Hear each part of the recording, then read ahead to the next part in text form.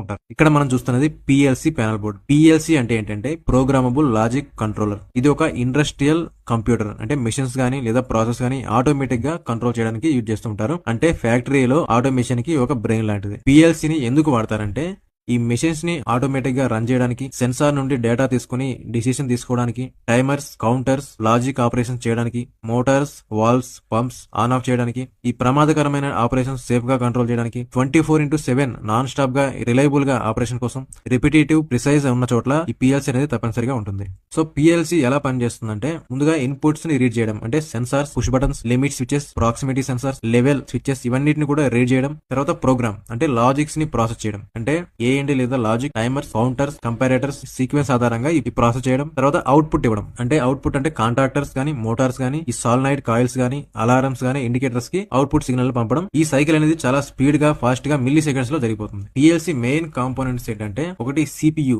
Digital input module, అంటే push buttons, switches, sensors నుండి signal తీసుకుంటుంది. అలాగే డిజిటల్ అవుట్పుట్ మాడ్యూల్ అంటే కాంటాక్టర్స్, రిలేస్ లేదా ల్యాంప్ వీటన్నిటిని కంట్రోల్ చేస్తుంది. తర్వాత టెంపరేచర్, ప్రెషర్, ఫ్లో సెన్సార్ గా చెప్పుకోవచ్చు.